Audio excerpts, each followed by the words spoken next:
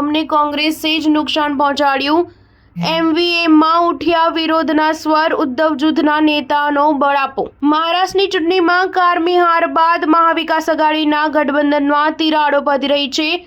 અગાઉ મહારાષ્ટ્ર ચૂંટણીમાં કોંગ્રેસના પ્રભારી બનેલા પરમેશ્વર ઉદ્ધવ ઠાકરે અને શરદ પવારની પાર્ટીના સરકારના અભાવે મહારાષ્ટ્રમાં હાર થઈ હોવાનું કારણ આપ્યું હતું. હવે શિવસેનાએ આક્ષેપો કરતા કોંગ્રેસ પર હારનું ઠીકરું ફોડ્યું છે. યુબીટી નેતા અંબાદાસ દાનવે કોંગ્રેસની ટીકા કરતા કહ્યું કે કોંગ્રેસના વધુ પડતા આત્મવિશ્વાસે મહારાષ્ટ્ર વિધાનસભા ચૂંટણીમાં મહાવિકાસ આઘાડીને નુકસાન પહોંચાડ્યું છે. અમારી હાર માટે કોંગ્રેસ જવાબદાર છે. વધુમાં દાનવેએ ઉમેર્યું હતું કે કોંગ્રેસે લોકસભા ચૂંટણીમાં ભાજપના NDA ગઠબંધનને આકરી ટક્કર આપતા જોશમાં હતી. તેને પોતાના પર વધુ પડતો આત્મવિશ્વાસ હતો. હરિયાણા, જમ્મુ અને કાશ્મીર તથા મહારાષ્ટ્રમાં આ ઓવર કોન્ફિડન્સ સ્પષ્ટપણે જોવા મળ્યો હતો. રાહુલ ગાંધી અને કોંગ્રેસે લોકસભા ચૂંટણી દરમિયાન આકરી મહેનત કરી હતી અને ઇન્ડિયા ગઠબંધનને પરિણામો આપ્યા હતા, પરંતુ ઓવર કોન્ફિડન્સમાં તેને રાજ્યની ચૂંટણી માટે કોઈ ખાસ મહેનત કરી ન હતી.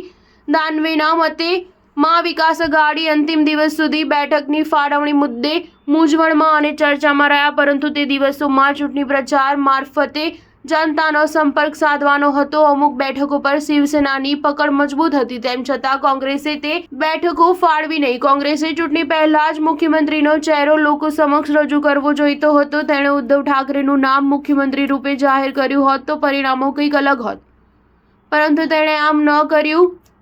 કોંગ્રેસ પોતાના નેતાને મુખ્યમંત્રી બનાવવા અતિ ઉત્સાહિત હતી. સ્ટાર ન્યૂઝ 7 હંમેશા સચ્ચાઈની સાથે.